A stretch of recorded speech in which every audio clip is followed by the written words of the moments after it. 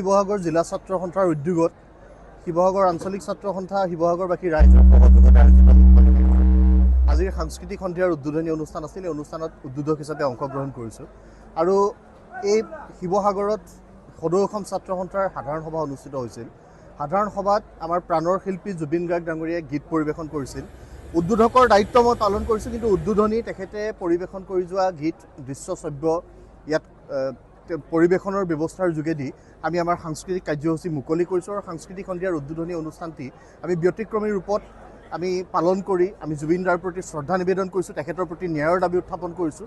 তাৰ লগে লগে সদৌ শিৱসাগৰ জিলা ছাত্ৰ সন্থাই ৰাইজৰ সেৱাৰ্থে জুবিন গাৰ্গৰ নামেৰে জুবিন ৰথ নামেৰে এখনি মৃতদেহ পৰিবাহী বাহন আমি আৰম্ভ কৰাৰ ঘোষণা কৰিছোঁ। তেখেতৰ প্ৰথম মৃত্যুবাৰ্ষিকীৰ লগত সংগতি ৰাখি আমি জনসাধাৰণৰ সেৱাৰ্থে ছেপ্টেম্বৰ মাহত আমি উক্ত জুবিন ৰথ জনসাধাৰণৰ সেৱাৰ্থে মুকলি কৰি দিবৰ কাৰণে সিদ্ধান্ত গ্ৰহণ কৰিছোঁ আৰু যোৱা বৰ্ষৰ ৰাহি ধনেৰে সৈতে আমি ৰাইজৰ সেৱাৰ্থে 4টা অক্সিজেন চিলিণ্ডাৰ শিৱসাগৰৰ ৰাইজৰ সেৱাৰ্থে মুকলি কৰি দিবৰ কাৰণে আজিৰ এই বিহুতে আমি ঘোষণা কৰিছোঁ। অতি শীঘ্ৰে এই সিদ্ধান্ত কাৰ্যকৰী কৰা হ'ব।